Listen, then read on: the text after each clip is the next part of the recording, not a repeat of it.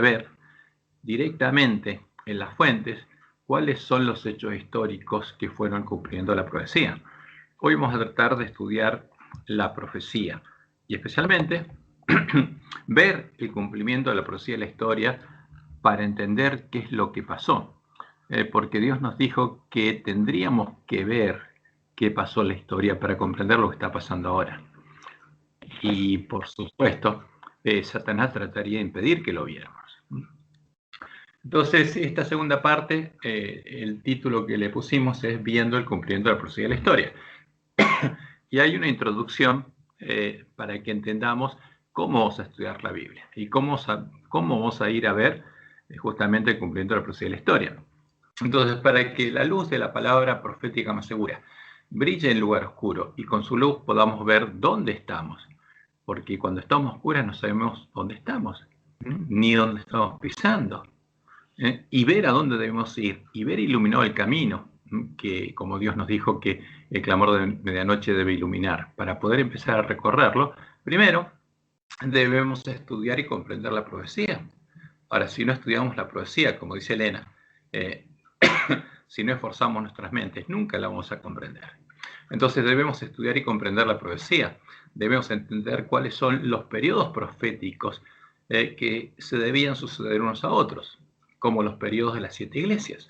Entonces Jesús habla de las 7 iglesias y esos justamente son cosas que debían suceder, o sea, tendrían que haber periodos proféticos donde se cumplieran todos los eventos anunciados o los periodos de los 7 sellos. Y debemos identificar cuáles son los eventos que debían suceder en cada etapa del cumplimiento de la profecía y que en nuestro tiempo ya son parte de la historia. Porque una cosa es escuchar la profecía del Apocalipsis en tiempo de Juan y otra en nuestro tiempo, cuando pasaron casi 2000 años. Y la mayoría de todo el anuncio de la profecía se cumplió. Y solo quedan los eventos que tienen que cumplirse en la última generación. Y después de eso, entender las profecías, debemos ver en la historia cuáles fueron los hechos con los que se cumplió la profecía, porque ya pasó, para poder entender en forma precisa y exacta cuál es el significado de cada uno de los símbolos de la profecía, cuál es el antitipo exacto de cada símbolo de la profecía. Por ejemplo, ¿cuál fue el antitipo de Balaam?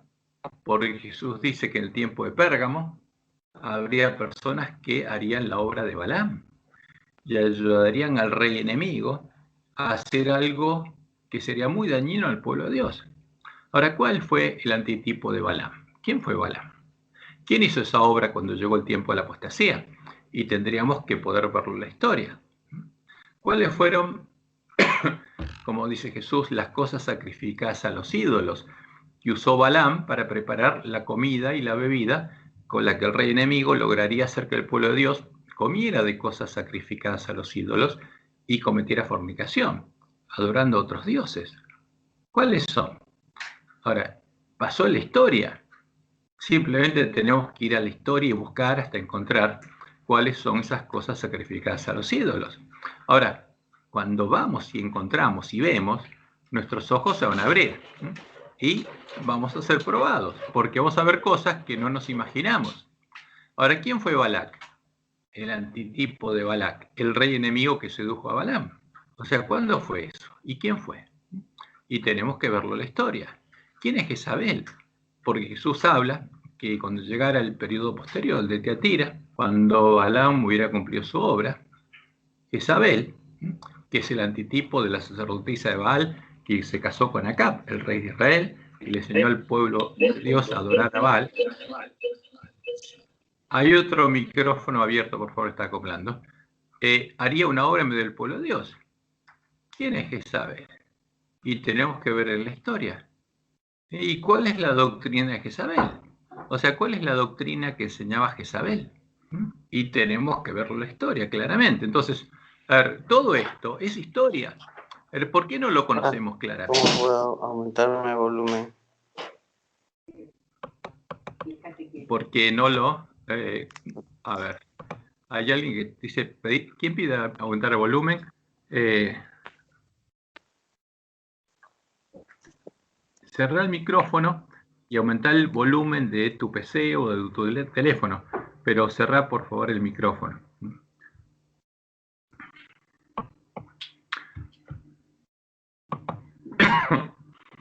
Entonces, ¿cuál es la doctrina de Jezabel? Y eso implica qué cosa. Si Jezabel es profetisa de Baal y sacerdotisa de Baal, quiere decir que ahora adora a Baal. Ahora, entonces, ¿cuál es el Baal moderno? El Baal cristiano. ¿Cuál es la imagen de Baal a la que adora Jezabel? Entonces, porque la Biblia anunciaba que iba a pasar. ¿Cuál es la abominación desoladora de la que habló el profeta Daniel? Definida en la doctrina de Jezabel. O sea, tenemos que verlo. Ahora, cuando veamos eso, y justamente entenderemos cuál es el significado de estos símbolos, y por supuesto seremos probados. Esto es lo que Dios le mostró a Elena que debemos hacer para comprender los eventos que estarían sucediendo en nuestro tiempo. O sea, sin ver en la historia todo esto y entender claramente qué pasó, no entenderíamos qué está pasando ahora, ni en nuestra iglesia, ni en el mundo. Y le mostró que cuando empezaran a brotar las hojas de la higuera y los eventos que debían cumplirse en la última generación se empezaran a cumplir delante de nuestros ojos, cuando se desplegara el rollo, entonces lo que estaba anunciado fuera abierto y lo viéramos y entendiéramos, entonces comprenderíamos plenamente el significado del mensaje del tercer ángel. Porque como ya dice en ese tiempo, no lo entendían plenamente. Ahora, pero cuando el anuncio de la profecía se cumple, ahí lo vemos. Y lo mismo pasa con las profecías que se cumplieron antes. Cuando se cumplió el anuncio de la profecía de la obra que haría Balaam, y por supuesto los cristianos que estaban en ese tiempo entendieron claramente de qué hablaba la profecía.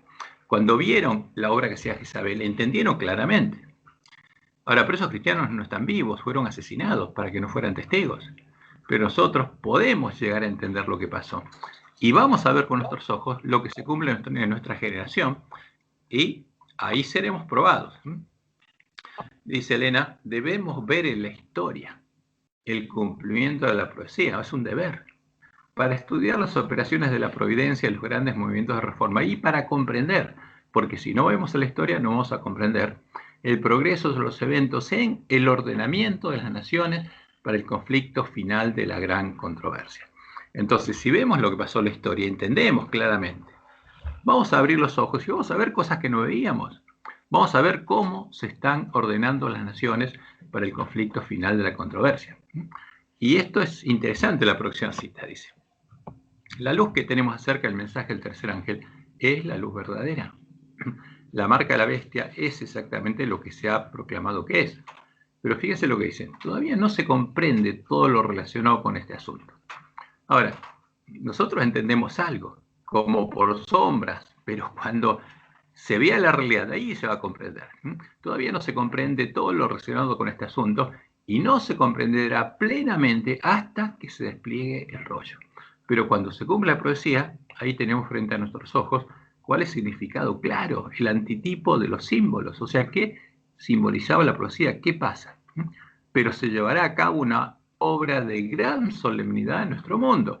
O sea, cuando se despliega el rollo y se cumple ese evento delante de nuestros ojos, y estamos frente a un hecho muy importante. Ahora, por ejemplo, Dios le mostró que en este tiempo se unirían en puntos comunes de doctrina a la bestia del falso profeta para adorar al dragón, y ese evento nos mostraría claramente cuál es la imagen del dragón a la que la profecía identifica como la imagen de la bestia. La imagen, el ídolo al que adorarían juntas la bestia del falso profeta.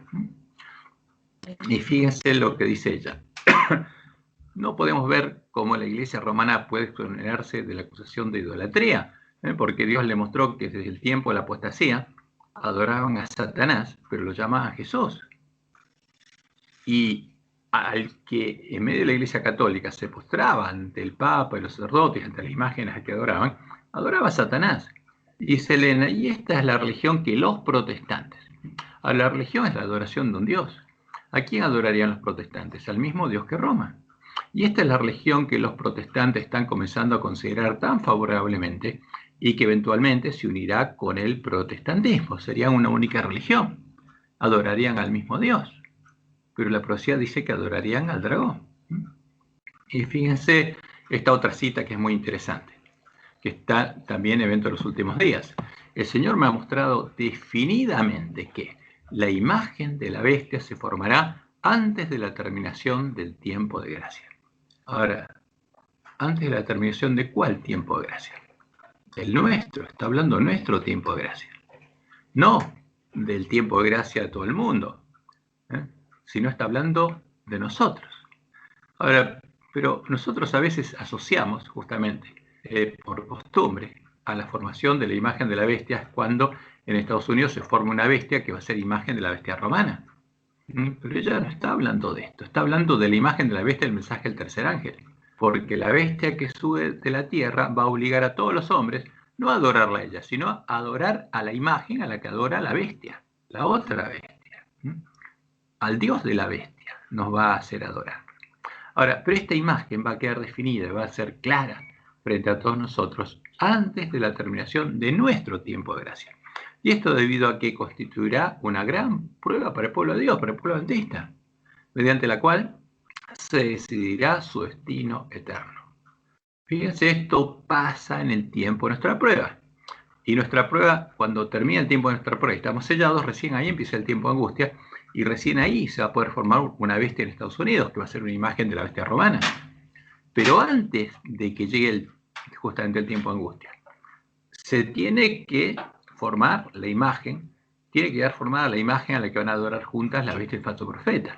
Ahora, ese evento quedaría definido cuando se unieran en puntos comunes de doctrina y ellos dijeran cuál es el Dios común al que adoran. Ahí nuestra fe sería aprobada. Por eso, antes del comienzo del tiempo de angustia, antes que se termine el tiempo de gracia para el pueblo adventista, antes que Dios empiece a soltar los cuatro vientos y llegue el tiempo de los juicios destructores de Dios, cuando la imagen hubiera sido formada, y este es un ídolo, y lo hubiéramos identificado claramente en la historia, todos los adventistas del séptimo día seríamos despertados y probados. Entonces Dios nos enviaría a ¿quién? Como él dice al profeta Elías. Y al escuchar cuál es el significado claro y exacto del mensaje de los tres ángeles, porque cuando se hubiera desplegado el rollo lo entenderíamos claramente, junto con el significado claro y directo del mensaje que Jesús le envía al ángel de la Odisea, el que produciera un zarandeo en medio del pueblo de Dios, el pueblo de la iglesia remanente sería aprobado y quedaría definido su destino eterno. Porque fíjense, estos dos mensajes van juntos.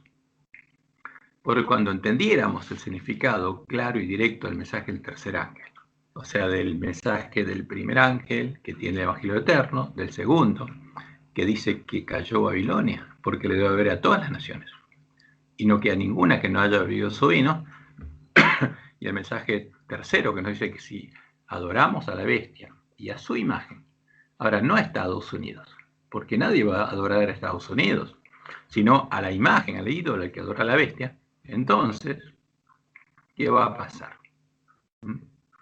Nuestro nombre va a ser borrado del libro de la vida. Entonces, cuando eso pasara, cuando se hubiera formado la imagen de la bestia, el pueblo de la iglesia remanente sería aprobado y quedaría definido su destino eterno. ¿Por qué? Porque estaríamos viendo hechos que nos mostrarían claramente cuál es el cumplimiento de la profecía, porque se desplegó el rollo. Ya está definido el ídolo al que adora la bestia y el falso profeta. Y entonces, como dice Elena, habría que mostrarle a la gente dónde estamos en la historia profética, porque habríamos visto la señal de los tiempos y podríamos explicarle claramente cuáles son los eventos cumplidos, hasta dónde se cumplió la profecía, porque ordenamos todos los eventos y cuáles faltan y qué es lo que estamos viendo. Y entonces Dios nos mandaría el profeta Elías, como dice, antes que venga el día de Jehová, antes que empiece el tiempo de angustia, porque es el tiempo de nuestra prueba y estaríamos viendo la imagen. Y entonces, ¿cuál es el mensaje de Elías? Y en este tiempo sería algo así. Si Jehová es Dios, seguidle. Y si la imagen a la que adora la bestia es Dios, id en pos de ella. Ese es el tema. Y en Joel 2.1 Dios nos dice que hay que tocar trompeta donde, en medio de su pueblo. Tocad trompeta en Sión y dad alarma en mi santo monte, en medio de mi pueblo. Tiemblen todos los moradores de la tierra, porque viene el día de Jehová, porque está cercano. A ver, ¿cuál es el resultado de esta obra? Como dice Isaías 52, de 6 a 10, su pueblo volvería a saber su nombre. Por tanto, mi pueblo sabrá mi nombre por esta causa en aquel día, dice Dios, porque yo mismo que hablo, yo mismo que estoy hablando, aquí estaré presente. Cuán hermosos son sobre los montes los pies del que trae alegres nuevas, del que anuncia la paz, del que trae nuevas del bien, del que publica salvación, del que dice a Sión, tu Dios reina, del que predica el Evangelio eterno, que es el Evangelio del reino de Dios, como dijo Jesús. Y será predicado este Evangelio del reino, cuando lo recuperen. Y entonces vendrá el fin. Voz de tus atalayas alzarán la voz, juntamente darán voces de júbilo, porque ojo a ojo verán que Jehová vuelve a traer a Sión. O sea, todos van a ver que los lugares asolados son reedificados y Jehová vuelve a llevar a sus hijos a la cima del monte Sión, a su templo, al lugar de su santuario, porque el lugar santuario de Dios que fue echado por tierras tiene que ser reedificado. Cantad alabanzas, alegraos juntamente, soledades de Jerusalén. Le está hablando su pueblo. Jerusalén le dice remanente, porque Jehová ha consolado a su pueblo. A Jerusalén ha redimido, porque Jerusalén es un símbolo de los redimidos de Dios, de su pueblo. Jehová desnudó su santo brazo ante los ojos de todas las naciones, y todos los confines de la tierra verán la salvación del Dios nuestro. Pero primero, Jehová tiene que llevar a Sión a su pueblo, y tiene que estar reinando con ellos. Y como dice Apocalipsis 14:1, después miré, y aquí el Cordero estaba en pie, ¿dónde? Sobre el monte de Sión, y con él 144.000, a los que Jehová había llevado a Sión, que tenían el nombre de él y de su padre escrito en la frente. Y en Joel, justamente, también hay una clara referencia a esto, porque primero se toca trompeta en Sión, no en las otras naciones. Y el resultado de todo esto es que su pueblo va a conocer de nuevo a Dios, va a ser parte del pueblo que conoce a Jehová, a su Dios, y conoceréis que en medio de Israel estoy yo, y que yo soy Jehová vuestro Dios, y no hay otro, y mi pueblo nunca jamás será avergonzado. Y después de esto, después de que haya un pueblo entendido que conoce a su Dios, dice, derramaré mi espíritu sobre toda carne, porque este es el fuerte pregón, y profetizarán vuestros hijos y vuestras hijas. Vuestros ancianos soñarán sueños, y vuestros jóvenes verán visiones. Y también sobre los siervos y sobre las siervas derramaré mi espíritu en aquellos días, y daré prodigios en el cielo y la tierra, sangre y fuego, y columnas de humo. Y esto es un símbolo de lo que Elena de White llama los juicios destructores de Dios. El sol se convertirá en tinieblas y la luna en sangre, antes que venga el día grande y espantoso de Jehová. Entonces, este evento, que los primeros adventistas pensaron que se había cumplido antes de 1844, va a ocurrir en el futuro, cuando haya comenzado el fuerte pregón, antes que venga el día grande y espantoso de Jehová, cuando ya no va a haber gracia, y todo aquel que invocar el nombre de Jehová será salvo. Entonces viene el fuerte pregón y todo el pueblo que está en Babilonia y deja de adorar a Baal e invoca el nombre de Jehová, será salvo, porque en el monte de Sión y en Jerusalén habrá salvación, como ha dicho Jehová, entre el remanente al cual él habrá llamado. ¿Y quién estará en Jerusalén y la cima del monte Sión? Los 144.000, que ya van a ser parte de la esposa del Cordero. Por eso durante el fuerte pregón, el espíritu y la esposa dicen ven. Pero ¿quién es la esposa? Nadie es parte de la esposa del Cordero antes que Jesús confiese su nombre en las bodas del Cordero, porque los primeros a quien Jesús va a confesar delante de sus padres y de sus ángeles van a ser los 144.000 sellados del pueblo de Dios, de la iglesia adventista. Ahora, fíjense, cuando se hubiera formado la imagen de la bestia, llegaría el tiempo de nuestra prueba.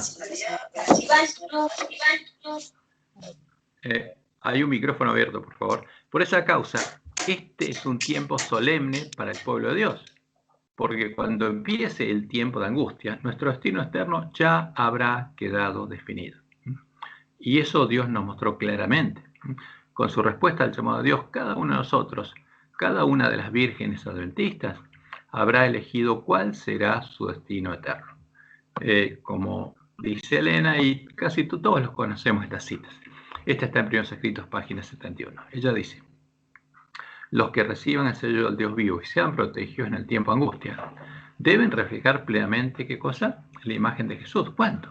Antes del tiempo de angustia, antes que Dios empiece a soltar los vientos, derrame la lluvia tardía y tengamos que predicar el fuerte pregón. vi que muchos descuidaban la preparación necesaria y Dios se encargó de decirnos cuál es la preparación necesaria, esperando que el tiempo de refrigerio y la lluvia tardía los preparase para sostenerse en el día del Señor y vivir en su presencia. Dice, ¿y a cuántos vi sin amparo en el tiempo de angustia? Habían descuidado, ¿qué cosa? La preparación necesaria, no se habían preparado. ¿Por qué? Porque estaban engañados, creían que no era necesario. Y por lo tanto, no podían recibir el refrigerio indispensable para sobrevivir a la vista de un Dios santo. Y por eso hay que tener mucho cuidado, porque hay muchos hermanos que piensan que no es necesario prepararse. Ahora, y hay otros que predican que es imposible reflejar plenamente la imagen de Jesús hasta que en la segunda venida nuestro cuerpo deje de ser el que es. Y lo predican desde el púlpito. Ahora, pero dice Elena, vi que nadie podrá participar del refrigerio, no podrá recibir la lluvia tardía y predicar el fuerte pregón, a menos que haya vencido todas las tentaciones y triunfado del orgullo, el egoísmo, el amor al mundo y sobre todo palabras y obras malas. Ahora, si es así, tiene que ser posible triunfar. Y debe ser parte del Evangelio Eterno. Y el Evangelio Eterno nos tiene que mostrar cómo triunfar. Pero el pueblo adventista no había recuperado ese conocimiento. Pero en la última generación sí tendríamos que conocerlo, porque si no, no podríamos recorrer el camino que lleva a la ciudad de Dios. Y el clamor de medianoche tiene que iluminar ese camino. Lo tenemos que ver. Y en Primeros Escritos, páginas 32 y 34, ella cuenta lo que vio. Y al empezar el tiempo de angustia, fuimos henchidos del Espíritu Santo cuando salimos a proclamar más plenamente el sábado. Y el sábado es un símbolo del Evangelio del Reino de Dios, del que entró en su reposo. Ahora, Dios le estaba mostrando que cuando llegue el tiempo de angustia, ahí vamos a predicar plenamente el sábado. El verdadero Evangelio, el Evangelio del Reino de Dios en el mundo entero. Y esto, dice Elena, enfureció a las otras iglesias y a los adventistas nominales. ¿Quiénes son los adventistas nominales? En ese tiempo ellos pensaban que eran los adventistas que no habían creído en el mensaje del tercer ángel. Pero Dios le estaba mostrando lo que pasaría en el tiempo del fin, con nosotros. Hay un micrófono abierto de nuevo, por favor, si alguien se fija quién es. Entonces, ¿quién se va a enfurecer? Por supuesto, la bestia del falso profeta, porque se va a predicar fuerte pregón, diciéndole al pueblo de Dios que salga en medio de ellas. Y a los adventistas nominales. ¿Quiénes van a ser los adventistas nominales? Los que no hayan recibido el sello de Dios y su nombre está escrito en los libros de la Iglesia Adventista. A eso se refiere. Los adventistas que no se hayan preparado, pues no podían refutar la verdad sabática. Y entonces, todos los escogidos de Dios, comprendiendo claramente que poseíamos la verdad, porque ese pueblo a predicar la verdad iba a ser muy clara la verdad, salieron ¿de dónde? De Babilonia y sufrieron las persecuciones con nosotros. O sea, es tiempo de persecución y el Evangelio va a ser predicado en el mundo entero en medio de la persecución. Y en Primeros Escritos, página 85 a 86, Elena explica que el comienzo del tiempo de angustia mencionado entonces no se refiere al tiempo cuando comenzarán a ser derramadas las plagas. El tiempo de angustia no se refiere a eso, porque el tiempo de angustia empieza antes. Empieza cuando viene la batalla de Armagedón y hay que predicar fuerte pregón, y esa es la parte más dura del conflicto. Porque cuando llegue el tiempo de las plagas, el pueblo adventista habrá terminado su misión, porque habrá llegado al fin y ya está, no estará más predicando. Entonces, se lee en el comienzo del tiempo de angustia, mencionado entonces, no se refiere al tiempo cuando comenzarán a ser derramadas las plagas, sino a un corto periodo precisamente antes que caiga, mientras Cristo está en el santuario. ¿Por qué? Porque tiene que seguir oficiando a favor del pueblo que está en Babilonia para el perdón de los pecados conscientes y después de los de ignorancia. En ese tiempo, cuando se esté terminando la obra de salvación, vendrá aflicción sobre la tierra y las naciones se airarán. ¿Cómo se van a airar las naciones? Estableciendo las leyes que Dios le mostró a Elena que iba a establecer. La ley dominical pasiva y la activa en todos los países. Aunque serán mantenidas en jaque para que no impidan la realización de la obra del tercer ángel. En ese tiempo, fíjense, descenderá la lluvia tardía, no ahora. ¿Cuándo? Al comienzo del tiempo de angustia. ¿Y quién la va a poder recibir? El que haya recibido el sello de Dios. Y para recibir el sello de Dios, ¿qué tiene que recibir? En este tiempo tiene que recibir la lluvia temprana que lo va a preparar. Ahora, pero en el tiempo de angustia, descenderá la lluvia tardía o refrigerio de la presencia del Señor para dar poder extraordinario al fuerte clamor o al fuerte pregón del mensaje del tercer ángel y preparar a los santos para que puedan subsistir durante el plazo cuando las 7 posteriores plagas serán derramadas. Y ella es clara. Por ejemplo, en esta próxima cita dice, solemnes eventos ocurrirán en el futuro. O sea, hay muchos eventos del Apocalipsis son futuros. Por ejemplo, las trompetas, dice. En el tiempo de angustia sonará una trompeta tras otra y después una copa tras otra serán volcadas en forma sucesiva sobre los habitantes de la tierra. Por eso ya dice, y es clara, ojalá que la gente conociese el tiempo de su visitación, su tiempo de gracia. ¿Cuál es nuestro tiempo de visitación? ¿Cuál es el tiempo aceptable? Este. Hay muchos que todavía no han escuchado, dice, la verdad probatoria para este tiempo. Hay muchos con quienes el Espíritu de Dios está batallando. El tiempo de los juicios destructores de Dios, o sea, que identifica claramente como las 4 primeras trompetas, es el tiempo de misericordia para los que no habían tenido oportunidad hasta ese momento de enterarse de la verdad. El Señor los contemplará con ternura y se conmoverá su corazón de misericordia. Su mano todavía permanece extendida para salvar, mientras, dice, la puerta se ha cerrado. ¿Para quiénes?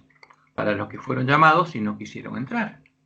Entonces, claro, por eso nosotros sabemos que nuestro tiempo de procesamiento es ahora, antes del tiempo de angustia. Y cuando Dios le muestra que la imagen de la bestia se va a formar en el tiempo de nuestra prueba y que vamos a ser probados viendo cuál es la imagen de la bestia, entonces tenemos que abrir los ojos, porque esa imagen ya se formó y vamos a ser probados viéndola. Y esta otra cita es muy clara también. Dice ella, cuando los que no crean la verdad, ahora, fíjense, para no creer la verdad hay que escuchar el mensaje de cuál es la verdad y hay que rechazarlo. Hay que escuchar el mensaje de Elías, hay que escuchar el mensaje que Jesús le envía al ángel de la Odisea, hay que escuchar y entender cuál es el evangelio eterno. Pero cuando los que no crean la verdad, y los primeros que lo van a escuchar son los adventistas del séptimo día, sino que se complacen en la injusticia, sean dejados, porque ¿quiénes van a ser dejadas en medio de la oscuridad de la noche?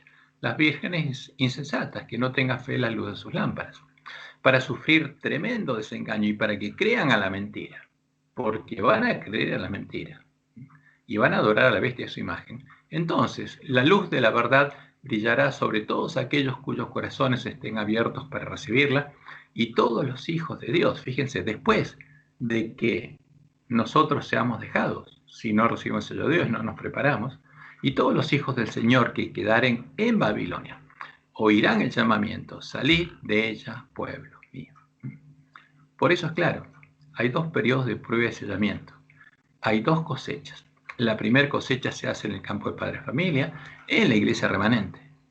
Y la segunda, en el pueblo que está en Babilonia. Por eso tenemos que ir a sembrar, a predicar el evangelio eterno a todos los hijos de Dios que están en medio de Babilonia. Y en ese tiempo, como dice Elena en la próxima cita, el Espíritu de Dios pasará por alto a los que han tenido su día de prueba de oportunidad. Y ya pasó. Pero que no han distinguido la voz de Dios ni apreciado los estímulos del Espíritu Santo.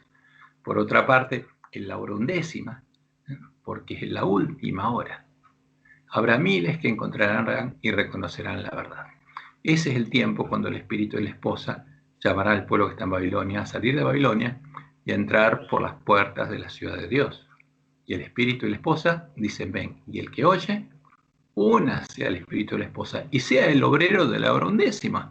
Y el que oye diga, ven, y el que tiene sed venga, y el que quiera tome del agua de la vida gratuitamente. Y como decía Elena, estas conversiones a la verdad se realizarán con una rapidez que sorprenderá a la iglesia. ¿Qué iglesia? La iglesia triunfante. Y únicamente el nombre de Dios será glorificado. Entonces es importante que nosotros podamos ver qué pasó. Y podamos ver también cuando se forma la imagen de la bestia, porque viendo eso, esa luz va a ser tan clara que no va a haber duda, en nadie va a quedar ninguna duda de qué es lo que está pasando y cuál es la verdad. Entonces, pero, como lo estudiamos ayer, al hacer eso, simplemente vamos a ver cuál es la imagen de la bestia. Cuál es la imagen a la que Dios nos dice que no adoremos. No vamos a conocer la verdad. Para conocer la verdad vamos a tener que arreglar nuestras lámparas. Y lo que vamos a empezar es estudiando la profecía de las 7 iglesias para ver el cumplimiento de la profecía de la historia. En la visión del gran conflicto, Dios le mostró en Ajuay cómo Satanás se preparó para hacer guerra al estudio de la profecía del Apocalipsis, porque no quiere que oigamos esas palabras, para que no abramos los ojos. Y lo hizo cambiando la historia, para ocultar cuál fue el cumplimiento de la profecía en la historia, buscando ocultar la existencia de la iglesia del desierto, la verdadera iglesia de Cristo. Porque, ¿qué tiene que hacer Satanás? Que creamos que la iglesia de Roma es la verdadera iglesia, y que no hubo otra, y que es la iglesia apostólica, pero es mentira. Porque la iglesia de Roma nació, la que nosotros conocemos como iglesia universal o católica de Roma, nació en el siglo IV. Y antes la única que existía es la verdadera iglesia de Cristo, y la verdadera iglesia de Cristo siguió existiendo mientras Dios la sostuvo como él había anunciado por 1260 años. Entonces, Satanás y por supuesto sus siervos buscan ocultar la existencia de la iglesia del desierto, la verdadera iglesia de Cristo, y los actos de persecución de su iglesia, de la iglesia de Satanás, su sinagoga de Jezabel, en contra de la verdadera iglesia de Cristo. ¿Por qué? Porque si nosotros vemos que hay una iglesia que persigue a otra, sabemos que hay dos. Y entonces vamos a preguntar, ¿cuál es la verdadera? Y Jesús fue claro, el que persiga ese y mate, no conoce al Padre ni lo conoce a Él. No es su iglesia. Como Dios le mostró en Ajuay para poder enseñar a sus nuevas doctrinas, los sabios de Roma también no solamente cambiaron la historia, sino cambiaron las palabras de la Biblia, creando la Biblia católica, a la que Jesús llama e identifica los cadáveres de los dos testigos, a los que Lutero encontró en medio de la gran ciudad que se llamaba Babilonia, Sodoma de Egipto. Porque ¿cuál es nuestra Biblia? La Biblia de la Iglesia Reforma, la Biblia que Lutero encontró y sacó de Roma. Pero esa Biblia, a Jesús le llama esa Biblia los cadáveres de los dos testigos, y le mostró a Elena por qué los llama así. Y por supuesto, para que solo quede la Biblia católica y para que solo queden los registros históricos que Roma inventó o que quiso que quedaran, tuvo que quemar todo lo que hacía referencia a justamente la verdad, y también quemaron todos los ejemplares de la Biblia verdadera de los dos testigos, a la que declararon herética. Entonces, fíjense lo que Dios le mostró a Elena en la visión del gran conflicto, para ayudarnos a nosotros a entender qué pasó, pero tendríamos que comprobarlo. Primeros Escritos, página 214. Dice Elena, me fue mostrado un tiempo en el que Satanás triunfaba especialmente. Multitudes de cristianos eran muertos de una manera espantosa. ¿A quiénes mataba Satanás y Jezabel, la ramera que estaba sentada sobre él? A los verdaderos cristianos, porque querían conservar la pureza de su religión y no aceptaban la religión de Jezabel. La Biblia era odiada y se hacían esfuerzos para raerla de la tierra. ¿Por qué? Porque los cristianos tenían los dos testigos en sus manos y profetizaban esos dos testigos, estaban vivos, y esa era la Biblia verdadera. Y dice Elena, a la gente se le prohibía leerla, so pena de muerte, y todos, fíjense, todos los ejemplares que se podían encontrar eran quemados, porque Roma la odiaba. Roma jamás iba a guardar una copia de la Biblia la verdadera, la odiaba, y todos los ejemplares que encontraba los quemaba. ¿Qué pasaba? Los verdaderos cristianos conservaban y se preocupaban de proteger esa Biblia. Por eso los valdenses, los últimos que quedaron de la iglesia primitiva, lo que hacían era copiar constantemente esos ejemplares para que no se perdiera el conocimiento de la verdadera Biblia, hasta que Roma los asesinó a todos y quemó justamente los ejemplares que ellos tenían. ¿Y qué hicieron además de quemar la verdadera Biblia? Esto también está en Primeros Escritos, página 220 al 221.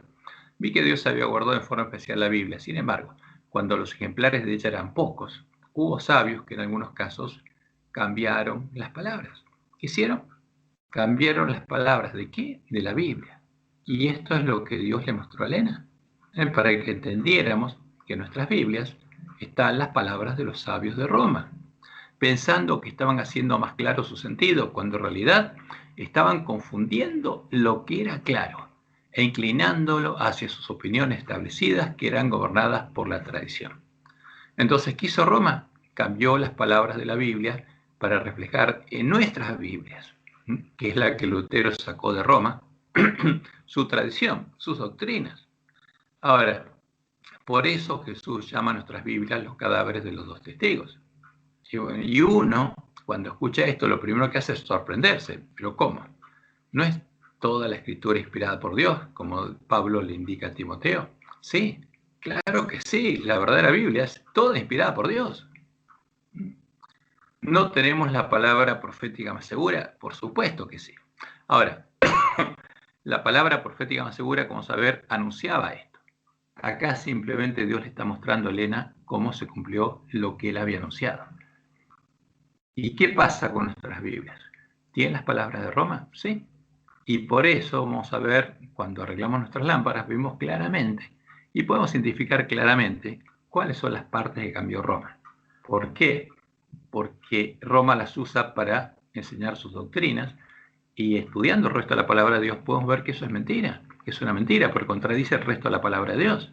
Entonces Dios nos dijo cómo arreglar nuestras lámparas, para no creer en la mentira. Porque si nosotros tomamos nuestras Biblias y cuando arreglemos nuestras lámparas lo vamos a ver, y vamos a tratar de hacerlo lo antes posible, porque para encontrar la verdad tenemos que arreglar nuestras lámparas, vamos a identificar claramente cuál es la verdad y cuál es la mentira, porque Dios nos dijo cómo hacerlo. Y por eso, dice Elena, pero vi que la palabra de Dios en conjunto, esa es la primera clave. ¿Por qué? Porque cuando alguien cambia un texto de la Biblia, como toda la palabra inspirada por Dios es coherente, si uno cambia un texto, ese texto va a contradecir al resto de la Biblia. Entonces, ¿cómo tenemos que estudiar la palabra de Dios? En conjunto, como Jesús le enseñó a los discípulos. Por ejemplo, cuando les explicó quién era Él, mostrándoles en todas las escrituras, empezando la ley de Moisés, los salmos y los profetas, todo lo que de Él decía. Y ese, nosotros queremos encontrar al verdadero Jesús. ¿Cuál es la puerta estrecha? ¿Cuál es la verdadera puerta? Tenemos que hacer lo que Jesús hizo, tenemos que seguir ese camino. Entonces, dice Elena, vi que la palabra de Dios en conjunto, aunque sean los cadáveres, y esa es la única Biblia que tenemos, y para nosotros es preciosa, porque de esa lámpara, cuando lo arreglemos, va a salir la luz que va a iluminar nuestro camino a la ciudad de Dios. Justamente, ¿cómo la arreglamos? Teniendo en cuenta, como dice Elena, todo lo que dice, en conjunto. Es una cadena perfecta. Fíjense, es perfecta. Entonces, cuando alguien trata de cambiar un eslabón, poner otra cosa, y es fácil de detectarlo, porque es una cadena perfecta, de la cual una porción se vincula con la otra y la explica. Entonces, por eso Dios nos dice que los verdaderos buscadores de la verdad, porque el pueblo antista es el pueblo encargado de recuperar el conocimiento de la verdad. Nosotros, si realmente tenemos hambre y sed de justicia y somos verdaderos buscadores de la verdad, no vamos a errar, porque no solo es la palabra de Dios clara y sencilla al presentar el camino de la vida, sino que el Espíritu Santo es dado como guía para comprender el camino de la vida en ella revelado. Entonces, ¿por qué tenemos que arreglar nuestras lámparas? Porque Roma enseña sus doctrinas con nuestra Biblia. ¿Y se puede enseñar la doctrina de Roma con nuestra Biblia? Por supuesto que sí. Ahora, pero si arreglamos con nuestras lámparas, vamos a ver que esas doctrinas que enseña Roma son falsas. Y por eso, para entender cuál es la verdad, hay que arreglar nuestras lámparas. Si no arreglamos nuestras lámparas, nunca podríamos llegar a saber cuál es la verdad. Esta es la razón por la cual, o por la que con la Biblia católica, Roma puede enseñar sus falsas doctrinas. Y un sacerdote lee los versículos que Roma misma cambió frente a un católico y después de leer eso que le dice, palabra de Dios. Ahora, ¿puede Roma perdonar pecados? Y lee los versículos donde en la boca de Jesús aparece que Él le da autoridad a quién, a sus discípulos y por consecuente a la iglesia de perdonar pecados. Pero eso es falso, porque ningún hombre puede perdonar pecados. Y Para entender qué significa perdonar pecados tenemos que entender el Evangelio eterno y entender todo el proceso de nuestros pecados en el santuario y quién perdona nuestros pecados. Por eso es muy importante entenderlos, porque parte del Evangelio eterno. Ahora, pero Roma, con nuestras Biblias, enseña sus falsas doctrinas. ¿Cuáles? Todas. Enseña la existencia del infierno, del tormento eterno en el infierno, de un juicio inmediato después de la muerte, donde se define si vamos al infierno, al purgatorio, cualquier lado. Y todo eso lo enseña con nuestras Biblias porque puso esas palabras en la boca de Jesús. La inmortalidad del alma, etc. Ahora, esta es la razón por la que, para conocer la verdad y no creer a la mentira, nosotros deberíamos arreglar nuestras lámparas, cada uno de nosotros, dado que nuestra Biblia es la Biblia que Lutero encontró y sacó de Roma, es la Biblia católica, son los cadáveres de los dos testigos. Y tenemos que tenerlo claro, nuestra Biblia es la Biblia católica, es la Biblia que el Papa Dámaso mandó compilar y basada en la traducción que empezó a hacer Jerónimo Stridón, cambiando las palabras de la Biblia. Esa es nuestra Biblia. Ahora, ¿pero qué pasó además? No solamente hizo eso, Roma dice. Fíjese, esto está en El conflicto de los siglos, página 66, lo que Dios le mostró a Elena en la visión del gran conflicto, dice. La historia del pueblo de Dios durante los siglos de oscuridad que siguieron a la supremacía de Roma está escrita en el cielo, aunque ocupa escaso lugar en las crónicas de la humanidad. Pocas son las huellas de su existencia. O sea, ¿qué pasó? Satanás y Roma trataron de eliminar de la historia la existencia de la verdadera iglesia de Cristo, para decir que Roma es la iglesia apostólica. Y pocas son las huellas de su existencia, o sea que existía otra iglesia, la que Roma perseguía, que puede encontrarse fuera de las que se encuentran en las acusaciones de sus perseguidores. Ahora, ¿qué le muestra a Dios? Las únicas huellas que van a encontrar que quedaron de la verdadera iglesia de Cristo las van a encontrar en las acusaciones de sus perseguidores. ¿Por qué? Pues Roma borró todo lo otro, la historia, porque escribió la historia diciendo que ella era la iglesia de Cristo. La política de Roma consistió en hacer desaparecer toda huella de oposición a sus doctrinas y decretos. Trató de destruir todo lo que era herético, bien se tratase de personas o de escritos. A quien asesinó a las personas y quemó todos sus escritos para que no quede registro.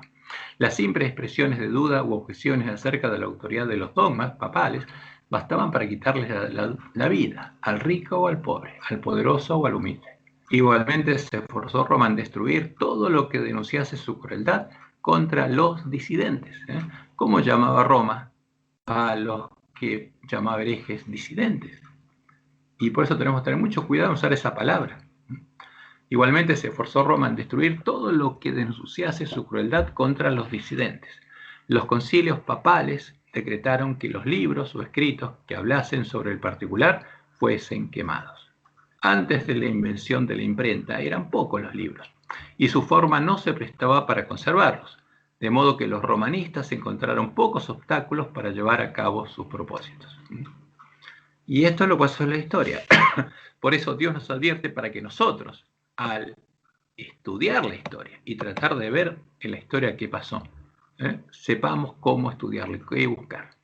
Como podemos ver, Roma destruyó todo lo que ella consideraba herético y se oponía a sus doctrinas, decretos y dogmas, incluyendo a todos los miembros de la iglesia primitiva, la iglesia del desierto, hasta que los persiguió, hasta que los asesinó a todos y logró echar por tierra el lugar santuario de Dios y la verdad.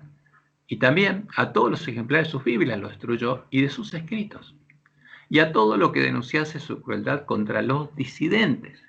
Por esa causa, las huellas de la existencia de la verdadera iglesia de Cristo solo podemos encontrarlas en los pocos escritos que se conservaron con las acusaciones de sus perseguidores. ¿Y cuáles se conservaron? Los únicos que Roma no puede destruir son los que se conservaban como parte de la compilación de los edictos y las leyes romanas, porque la ley romana hacía eso. Y entonces los que se conservaron son los edictos de la bestia romana, en los que se manda perseguir y exterminar al pueblo de Dios, siendo el edicto de Tesalónica del año 380 después de Cristo uno de los más claros. Están los edictos de Diocleciano, cuando se desató la persecución, que comenzó en el año 3.3 y terminó en 3.13, en los 10 últimos años de Esmirna, y después viene justamente los edictos por los que la ramera se sienta sobre el poder romano y manda asesinar a los miembros de la verdadera iglesia de Cristo. Ahora, como para que se conservasen, dado que en ese tiempo no existía la imprenta, los escritos debían ser guardados en lugares apropiados y copiados permanentemente, como hacían los judíos con los libros del Antiguo Testamento, como hicieron los valdenses con la Biblia verdadera. Y luego de terminar de quebrantar los santos altísimos, que resguardaban las copias sin corrupción de los dos testigos, como Dios les mostró a Elena, Roma conservó solo los textos que a ella le interesaba conservar, los que se encuentran en sus bibliotecas, universidades y monasterios, donde los encontró Lutero. ¿Y qué encontramos en medio de Roma? Porque no hay otro lugar donde encontremos una copia de la Biblia. Múltiples manuscritos en griego y en latín, que son copias de los primeros ejemplares de la Biblia católica, creada por ellos llaman San Jerónimo, siguiendo la orden que le diera el Papa Dámaso en el año 382 después de Cristo. La Biblia con la que Roma pretendía combatir la herejía de los miembros de la iglesia primitiva. Entonces quería tener una Biblia que combatiera a los herejes y a su Biblia, y que reflejara sus doctrinas, para decir, palabra de Dios. Y, por supuesto, conservó los supuestos manuscritos de los miembros de la iglesia cristiana en los primeros siglos, que contrariamente a los escritos de los herejes, de la iglesia primitiva, la iglesia del desierto, que fueron quemados, apoyan las doctrinas y la tradición de Roma.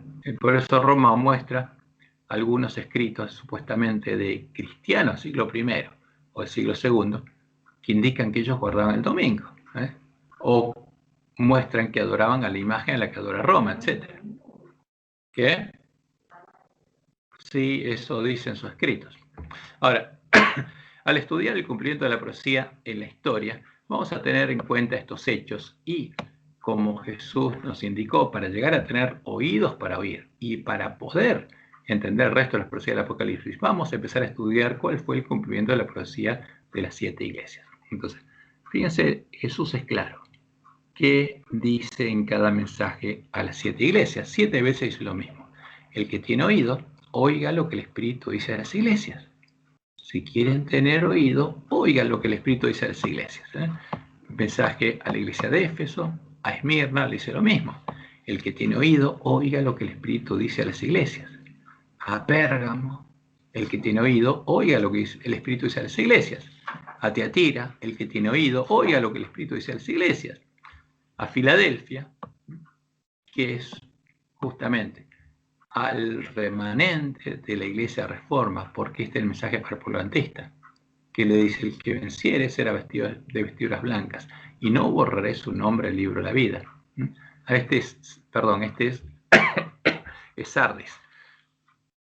Y que termina diciéndole: el que tiene oído, oiga lo que el Espíritu dice a las iglesias. Y al ángel de Filadelfia, ¿qué le dice? El que venciere, yo lo haré columna en el templo de mi Dios y nunca más saldrá de allí. O sea, ¿qué voy a hacer? Voy a reedificar con él los lugares asolados, lo voy a hacer parte del templo de Dios. Va a recibir el Espíritu Santo de la promesa y va a ser hecho parte del templo de Dios como los discípulos en Pentecostés. Y nunca más saldrá de allí. Y escribiré sobre él el nombre de mi Dios y el nombre de la ciudad de mi Dios, la Nueva Jerusalén. Va a ser parte del templo y de la ciudad de Dios, la Nueva Jerusalén. Porque va a recorrer el camino angosto que Dios le mostró a Elena. Va a llegar al final, va a entrar por las puertas de la ciudad y va a ser parte de la Nueva Jerusalén, la cual desciende del cielo de mi Dios y mi nombre nuevo. Y termina diciendo: el que tiene oído, oiga lo que el Espíritu dice a las iglesias. Y termina diciendo el ángel de la visión lo mismo: el que tiene oído, oiga lo que el Espíritu dice a las iglesias. ¿Qué nos dice? ¿Quieren tener oídos para oír? Oigan lo que el Espíritu dice a las iglesias. Y eso es lo que vamos a tratar de hacer. Así termina el mensaje de Jesús al ángel de la Odisea, y siguiendo su consejo, en nuestro estudio nosotros trataremos de oír lo que el Espíritu dice a las iglesias. Por eso nuestra oración es que Dios nos guíe y nos guarde, que Jehová nos guíe y nos bendiga y abra nuestros ojos ahora que vamos a estudiar la profecía de las 7 iglesias. Bueno, vamos a empezar nuestro estudio, por supuesto. No lo vamos a terminar hoy, pero era importante entender qué es lo que pasó para entender cómo vamos a estudiar la Biblia y cómo vamos a estudiar la profecía. En este caso estudiamos profecía, por eso lo que vamos a hacer es buscar en la historia, encontrar en la historia y ver en la historia cuáles son los eventos con lo que se cumplió la profecía, y especialmente la profecía de las 8 iglesias. Y el Apocalipsis empieza mostrándonos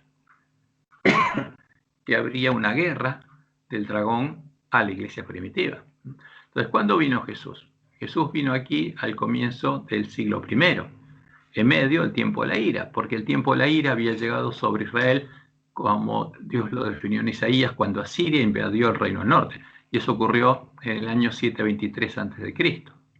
Y ahí empezó el tiempo de la ira. Y ahí se manifestó el primer rey del norte, Asiria, que era una de las cabezas del dragón. Después vino Babilonia, Medo-Persia, Grecia y finalmente llegó Roma. Y cuando vino Jesús, el que estaba dominando al pueblo de Dios era Roma, la bestia romana. Y ese proceso terminaría, como Dios le mostró a Daniel, llegaría el fin de la ira, y después, cuando llegara el fin de la ira, comenzaría el tiempo del fin. Entonces, la ira había empezado en 723 a.C. y terminaría en 1798 después de Cristo, y ahí empezaría el tiempo del fin. Ahora, en el año 31,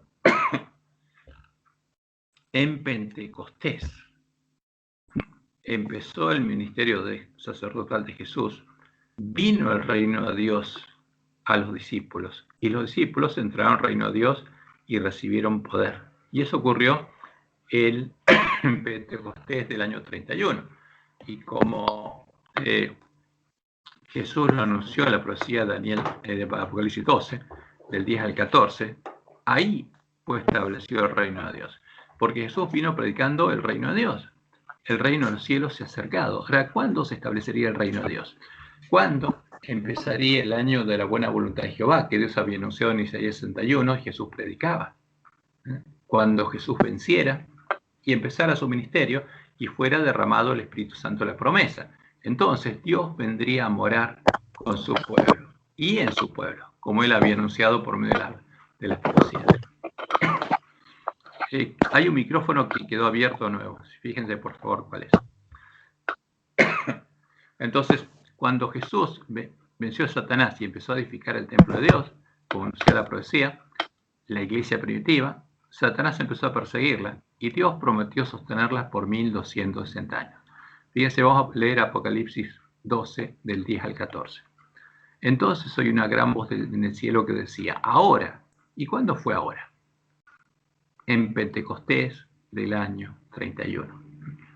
Ahí, no es la segunda venida.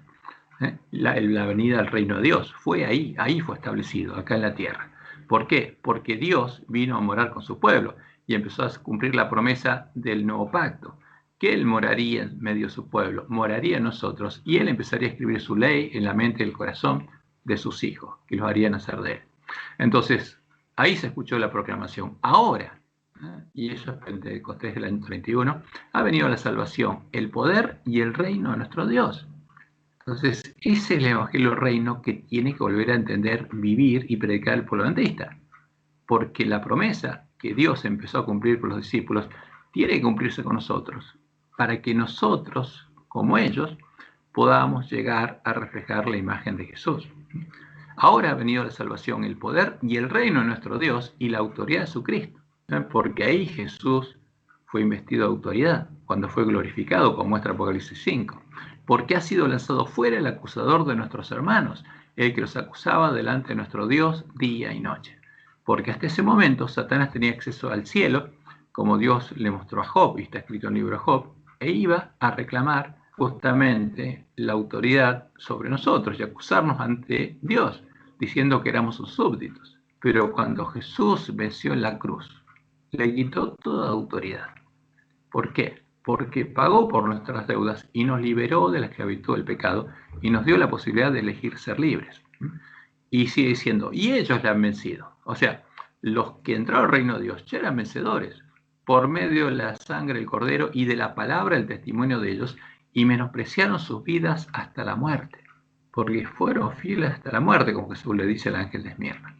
Por lo cual dice, alegraos cielos y los que moráis en ellos. ¿Por qué tienen que alegrarse los cielos y los que moran en ellos? Porque a partir de ese momento Satanás no pudo ir a tentar más a quienes, a los hijos de Dios que no habían caído. Pero hasta ese momento iba al cielo, se presentaba ante Dios en sus concilios e iba a tentar a los hijos de Dios, pero a partir de ese momento no. Pero ¿qué pasó? ¡Ay de los moradores de la tierra y del mar!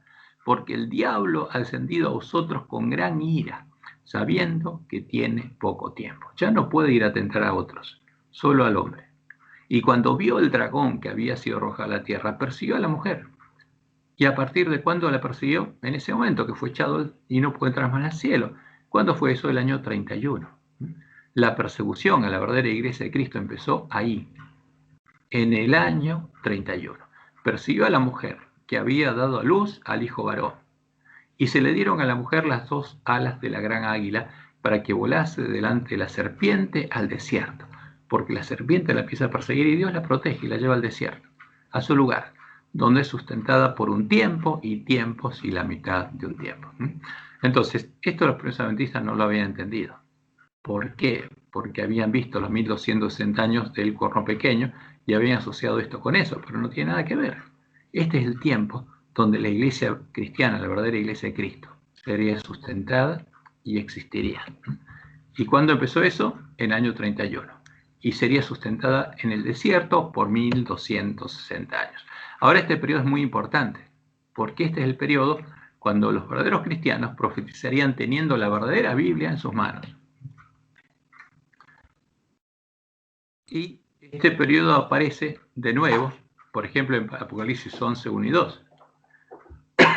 Por 42 meses o 1260 días o años, los gentiles hollarían la ciudad santa, porque existía. No se puede hollar lo que no existe. La ciudad santa estaba en pie, era la verdadera iglesia de Cristo, el lugar santuario de Dios, la iglesia primitiva, a los que habían entrado en su templo, en su santuario, los que eran parte del reino de Dios. Y leemos en Apocalipsis 11, 1 y 2. Entonces me fue dada una caña semejante a una vara de medir. Fíjense, esto es en el contexto del mensaje de Dios al pueblo adventista.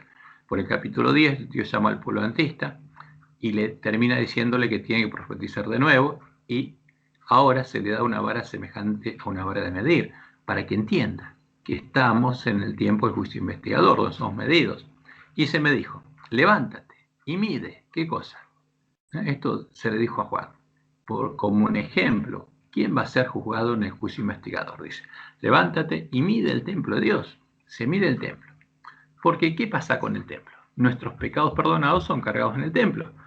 Porque en el continuo, la persona es perdonada y sus culpas quedan cargadas simbólicamente en el templo. Ahora, ¿cuál es el antitipo del templo de Dios? Tendríamos que entenderlo, porque va a ser juzgado.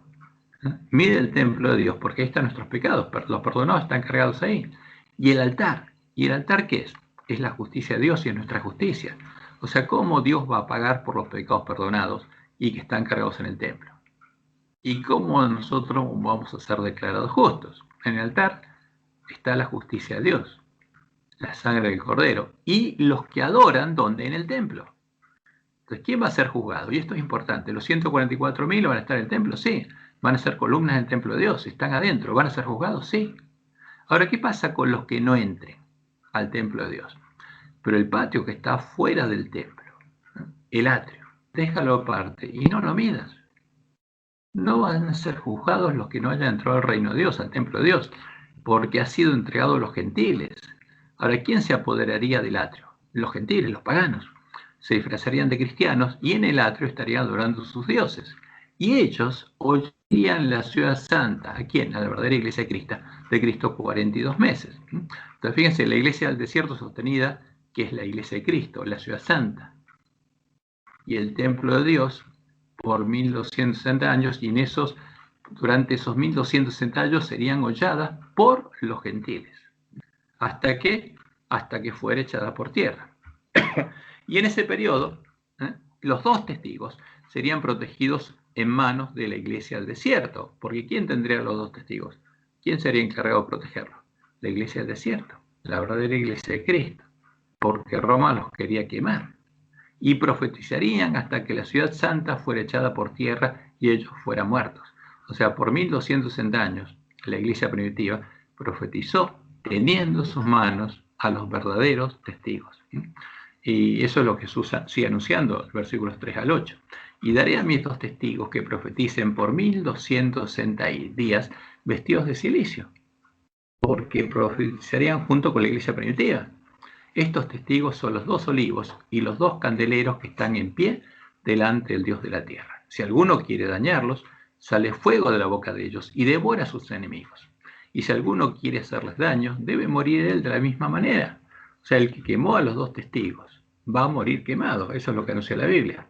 Estos tienen poder para cerrar el cielo, a fin de que no llueva en los días de su profecía, porque la profecía está ¿dónde? En los 2 testigos. Y tienen poder sobre las aguas para convertirlas en sangre y para herir la tierra con toda plaga cuantas veces quieran. Porque los 2 testigos es donde está la palabra profética más segura. Cuando hayan acabado su testimonio. ¿Y cuándo acabarían su testimonio? Porque testificarían en manos de la iglesia primitiva por 1260 años. Y cuando no quedaran cristianos que pudieran profetizar, porque los habrían asesinado a todos, la bestia que sube del abismo hará guerra contra ellos y los vencerá y los matará. ¿Cómo los mataría? Como Dios les mostró Lena, quemándolos. Y que no quedara ningún ejemplar de la Biblia verdadera, la Biblia que tenían los valdenses, y que resguardaban los valdenses. Y sus cadáveres, o sea, ¿qué quedaría? Solo los cadáveres. Y sus cadáveres estarán en la plaza de la grande ciudad. Estaría en medio de la gran Babilonia, que en sentido espiritual también se llama Sodoma y Egipto, donde también nuestro Señor fue crucificado. ¿Quiénes mataron a Jesús? Los gentiles. ¿Por qué? ¿Dónde murió Jesús? Fíjense, no murió dentro de Jerusalén, sino fuera de Jerusalén. No murió en el templo de Dios, sino fuera, en el lugar donde tenemos que morir nosotros, porque murió como un impío, en el lugar donde tienen que morir los impíos, en medio de la gran ciudad que en sentido espiritual se llama Sodoma de Egipto. Ahora, por eso, ¿dónde encontró Lutero a los cadáveres? Porque la Biblia estaba prohibida, no la podían leer, ni siquiera los monjes. Y él encontró una Biblia encadenada en un sótano y buscó tener una copia y la sacó de Roma.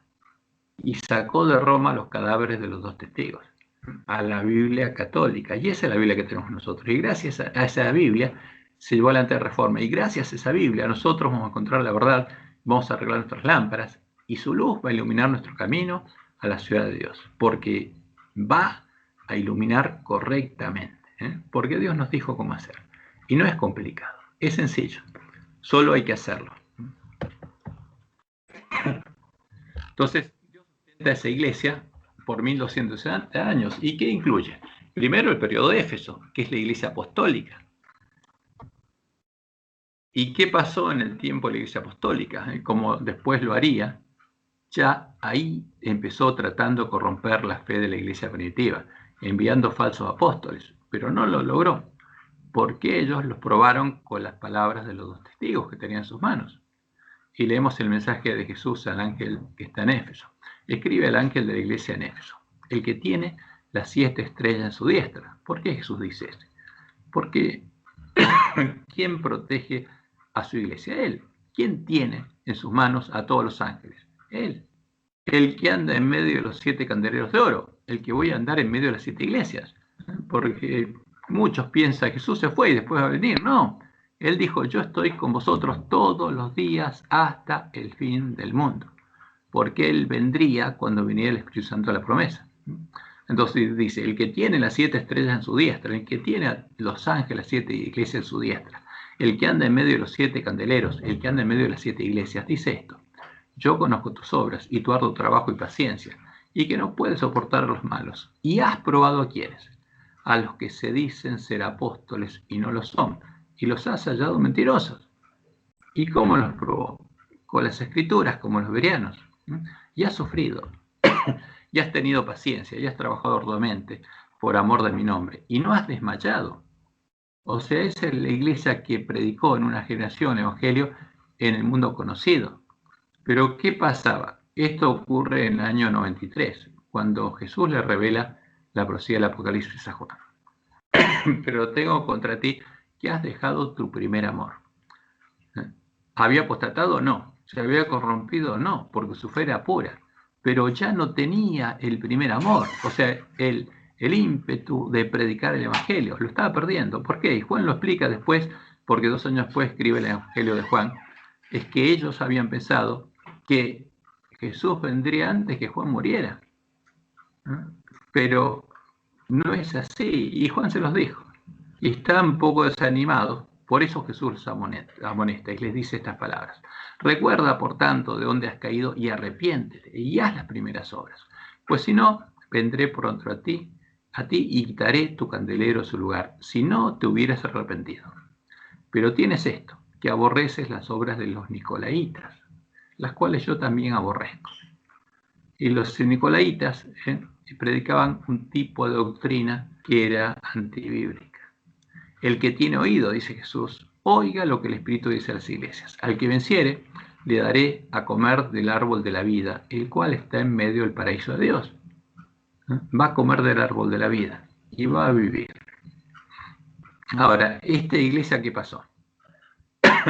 La amonestación de Jesús les llegó en el año 93 por medio de Juan, y ellos se arrepintieron e hicieron las primeras obras, aún después de la muerte de Juan, y especialmente después de la muerte de Juan. Entonces, la iglesia primitiva duró mientras hubo apóstoles hasta la muerte de Juan en el año 100. ¿Qué pasó en el año 100 en la iglesia primitiva? Solamente Juan descansó y el resto de los miembros eran los mismos. Entonces, la última generación de Éfeso, la que se arrepintió y volvió a hacer sus primeras obras, fue la primera de Esmirna, la que era rica. Porque los miembros de la iglesia primitiva del año 100, cuando murió Juan, son los mismos del año 99, pero ahora eran ricos. ¿Por qué? Porque habían recuperado su primer amor. Y ahora tenían una fe pura, la misma que siempre tuvieron, porque nunca había sido corrompida, y habían recuperado el primer amor y predicaban con el mismo amor, porque el objetivo de ellos ahora la tenían clara. No estaban trabajando para que Jesús viniera en ese tiempo, porque tenía que cumplir toda la profecía. Faltaba Éfeso, faltaba Esmirna, faltaba Pérgamo, la apostasía, el hombre de pecado, un montón de cosas. Pero ellos trabajaban por amor a sus hermanos, para la salvación de sus hermanos, porque el amor de Dios estaba siendo derramado en el corazón de ellos. Y la próxima iglesia es Esmirna. Y en este periodo, Satanás y su mujer, Babilonia la Grande, la religión pagana del Imperio Romano, persiguieron a la iglesia primitiva. Y finalmente buscaron exterminarla, usando la fuerza del Imperio Romano. Entonces, como Jesús lo advirtió, en los 10 años finales del periodo de Esmirna, la iglesia fue probada, zarandeada, y se manifestó la apostasía en los hombres que adoraron a los dioses de Roma para salvar sus vidas. Y esto quedó registrado en la historia, lo podemos ver en la historia. Y Jesús, este es el mensaje de Jesús al ángel de Filadelfia. Y escribe al ángel de la iglesia en Esmirna. Entonces, ¿qué pasa? La iglesia cristiana es la misma, simplemente que Jesús la coloca ahora en otro lugar. ¿Por qué? Porque es otra etapa, pero las personas son las mismas, siguen viviendo en las mismas casas, solo que simbólicamente Jesús va definiendo las etapas de la iglesia como que si estuviera en otro lugar físico. Entonces escribe el ángel de la iglesia en Esmirna, en el periodo de Esmirna, el primero y el postrero, el que estuvo muerto y vivió, dice esto. Porque Jesús dice, yo soy el primero y yo soy el postrero, y estuve muerto y viví. Y este es mi mensaje. Yo conozco tus obras, y tu tribulación, y tu pobreza, porque ese pueblo era despojado y perseguido, pero tú eres rico. Fíjense, este pueblo era rico, y esta es la condición contraria del ángel de la Odisea,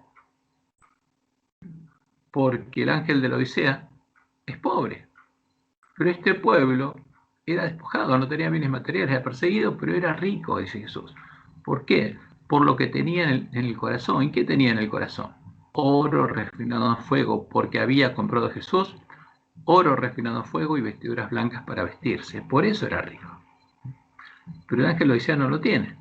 Por eso le dice, yo conozco tus obras y tu tribulación y tu pobreza, pero tú eres rico. Y la blasfemia de lo que se dicen ser judíos, y no lo son, sino sinagoga de Satanás. Y ya había una sinagoga de Satanás en ese tiempo. No temas nada de lo que vas a padecer, porque te van a perseguir. He aquí, el diablo echará a alguno de vosotros en la cárcel para que seáis probados. Y el pueblo de Dios fue probado. y los que no soportaron la prueba se convirtieron en los apóstatas que después serían seducidos por Constantino. Y tendréis tribulación por 10 días. Sé fiel hasta la muerte y yo te daré la corona de la vida. El que tiene oído, oiga lo que el Espíritu dice a las iglesias. El que venciere no sufrirá daño de la segunda muerte. Los puede matar, pero son salvos. Y sea fiel hasta la muerte. Y en el año exactamente 303, como Jesús lo había anunciado, Diocleciano decretó el exterminio de los cristianos. Y por 10 años fueron perseguidos los cristianos hasta que en el año 313 Constantino decretó libertad religiosa y sedujo a los apóstatas, porque ahí vino la apostasía. Y cuando nosotros vemos la historia de lo que pasó, porque lo que podemos comprobar, acá estamos poniendo de forma sencilla, porque estamos tratando de identificar los eventos con los que se cumplió el periodo de cada iglesia. ¿Y cómo llegó el tiempo de la apostasía? Porque ahora sí viene, y vamos a dar una forma más detallada, ¿qué pasó ahí? ¿Qué pasó cuando vino la apostasía? ¿Y cómo se manifestó el hombre de pecado? ¿Y quién fue Balaam? ¿Quién fue Balac? ¿Y qué pasó? Porque eso tiene que abrirnos los ojos. Y finalmente llega el periodo de Pérgamo, donde Balaam se une al rey enemigo. Y ahí tenemos que abrir los ojos, porque Jesús justamente nos dijo lo que pasaría para que lo entendiéramos. Entonces, ¿cuándo empieza el periodo de Pérgamo? En el año 313. Pero claramente Esmirna termina con 10 años de persecución y viene Pérgamo. Y Pérgamo es cortito, el tiempo es cortito, porque Balaam tenía que hacer la obra que Dios anunció, y después que Isabel empezaría a darle a beber al pueblo de Dios del vino floroso de su fornicación. Y en este periodo, fíjense, Constantino sedujo a los apóstatas con sus regalos y promesas de autoridad y poder. Y ellos lo ayudaron a disfrazar al Dios de las fortalezas, al Dios de Roma, al Dios de la bestia romana, de Dios y de Cristo. Y a Jezabel la disfrazaron de iglesia. Esa fue la obra de Balaam. Entonces ahora vamos a leer el mensaje y como ya pasó bastante tiempo, lo vamos a estudiar mañana, detalladamente, viendo lo que pasó en la historia. Y escribe el ángel de la iglesia en Pérgamo: el que tiene la espada aguda de 2 filos dice esto. ¿Quién tiene la espada aguda de 2 filos? Jesús. ¿Y qué es? La palabra de Dios. Porque Él es nuestro Dios. Y la palabra, justamente la espada aguda de 2 filos, es su palabra. Y dice: yo conozco tus obras. ¿Y dónde moras? Donde está el trono de Satanás. Ahora, y esto es muy claro, ¿dónde estaba el trono de Satanás en ese tiempo? ¿Cuál es el trono de Satanás? Y el trono de Satanás estaba en Roma, por 2 cosas. Primero, porque la profecía nos muestra que el dragón es el que gobierna en sus cabezas, donde están sus montes. Entonces, ¿dónde estaba el trono del emperador romano? Estaba el trono de Satanás. O sea, estaba el trono político y el trono religioso. Ahora, lo interesante, ¿quién tenía los 2 tronos? Constantino tenía los 2 tronos, porque era, primero, el emperador romano, y segundo, era el sumo pontífice romano. El trono que tiene ahora el Papa, y el título que tiene el Papa, y la corona que recibió el Papa, la recibió de Constantino, porque es el trono, la corona y el título que tenía la cabeza de Jezabel, el jefe de Jezabel, porque el sumo pontífice romano es el sumo pontífice, el jefe de la región pagana del Imperio Romano. Entonces, ¿dónde estaba el trono de Satanás? En el palacio imperial de Constantino, el palacio imperial de Letrán. ¿Y qué pasó en Letrán? Ahí Constantino estableció la iglesia, la primera sede de la iglesia que lo unía a él con los apóstatas en una religión ecuménica. Exactamente ahí, y se cumplió exactamente la profecía. Por eso Jesús dice: yo conozco tus obras. ¿Y dónde moras? ¿Dónde moraría? ¿Dónde se empezarían a reunir? ¿Dónde está el trono de Satanás? Y se cumplió literalmente. Y vamos a ver todos esos hechos y vamos a ver las imágenes la semana que viene, porque es muy importante que las veamos. Perdón, mañana. Pero retienes mi nombre y no has negado mi fe. ¿Qué quiere decir esto? A ver, había cristianos que no habían negado el nombre de Jesús, el verdadero, y no habían negado su fe, ni aun en los días en que Antipas, mi testigo fiel, fue muerto entre vosotros, donde muera Satanás. ¿Qué quiere decir esto? Que la iglesia cristiana se había dividido en Roma. Estaban los apóstatas y los que no habían negado su fe en medio de la persecución. donde mora Satanás, y se habían salvado viendo las catacumbas. Pero tengo unas pocas cosas contra ti, que tienes ahí a los que retienen la doctrina de Balaam. O sea, en medio de la iglesia cristiana estarían los que harían la obra de Balaam, los mercenarios que harían la obra de Balaam, que enseñaba a Balac. ¿Y quién es Balac? El rey enemigo, en este caso Constantino, a poner tropiezo ante los hijos de Israel. ¿Qué hicieron? Lo ayudaron a engañar al pueblo de Dios, a comer de cosas sacrificadas a los ídolos, porque con cosas sacrificadas a los ídolos prepararon el alimento que había que darle al pueblo de Dios para llevarlo a cometer fornicación y adorar a los ídolos. Y ese alimento que prepararon ellos es el que está en la mesa de Jezabel. Y vamos a ver que eso es lo que pasó cuando después Jezabel empezó a darle a beber al pueblo de Dios del vino del furor de su fornicación y de cosas sacrificadas a los ídolos, y los llevó a cometer fornicación y los llevó a conocer las profundidades de Satanás. Y también tienes a los que retienen la doctrina de los nicolaitas, la que yo aborrezco. Entonces, ¿qué le dice Jesús a los pocos fieles que estaban en medio de esa iglesia? Por tanto, arrepiéntete, pues si no, vendré pronto a ti y pelearé yo en contra de ellos con la espada en mi boca. Te estoy diciendo que pelees, que me defiendas, que no consientas que hagas esas cosas que están haciendo, son terribles. Ahora, si no lo haces, yo voy a ir a pelear. Y esto se cumplió, porque como los que estaban en Roma no se animaron a hablar, hubo otros cristianos que sí hablaron. Pero por hablar se llevaron la enemistad de los romanos, los cristianos romanos de la iglesia de Roma, que después los persiguió hasta asesinarlos. Ahora Jesús dice: el que tiene oído, oiga lo que el Espíritu dice a las iglesias. Al que venciere, daré a comer del maná escondido, y le daré una piedrecita blanca, y en la piedrecita escrito un nombre nuevo, el cual ninguno conoce sino aquel que lo recibe. Ahora, ¿qué pasó? Fíjense, en el 313, ese pueblo, Constantino decretó la libertad religiosa y sedujo a los apóstatas. Y en el 321, los apóstatas que se unieron a él y ya empezaron a adorar al sol, porque empezaron a adorar a la imagen a la que Constantino llamaba a Cristo, que era el dios sol invicto, a Mitra, él lo llamaba a Cristo. En el 321, como después vamos a ver que Dios le mostró en el Juan que hicieron, aconsejaron a Constantino establecer el domingo como día de descanso dominical en todo el Imperio Romano. Y Constantino decretó el descanso dominical obligatorio. Y Silvestre I, el que llegaría a ser el primer papa, trasladó el sábado al domingo. ¿Cuándo ocurrió eso? En el año 321. ¿Por qué ocurrió eso? Porque ya eran habitación de demonios. Ya estaban trabajando para Satanás. Y estos mismos apóstatas que estaban adorando a Satanás terminan de hacer la obra para ayudar a Constantino, y en el 325 Constantino convoca al concilio ecuménico de Nicea. Y ahí crean la doctrina de Jezabel. ¿Con qué? Con cosas sacrificadas a los ídolos para hacer que el pueblo de Dios cometa fornicación. Y esto es importante. Ya era habitación de demonios antes. Por eso tenemos que verlo claramente. Dios no estuvo en ese concilio. Los que guiaron ese concilio fueron los espíritus de demonios, Satanás y los demonios.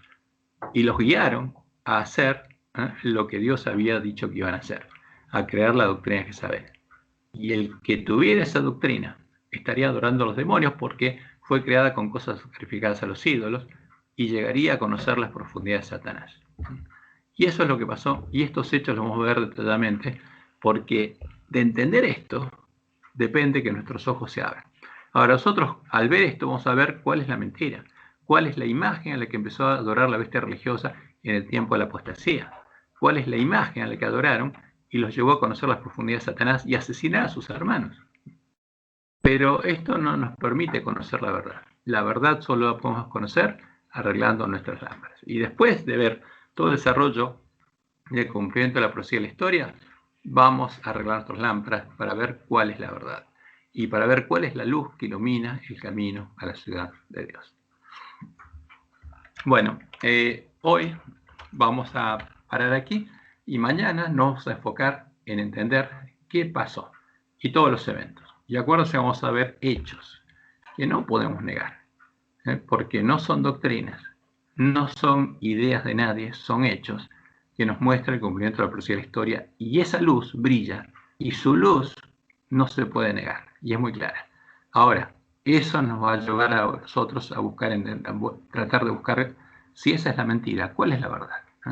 Y esa verdad la vamos a encontrar arreglando nuestras lámparas. Bueno, vamos a terminar nuestro estudio ahora y vamos a primero parar la grabación.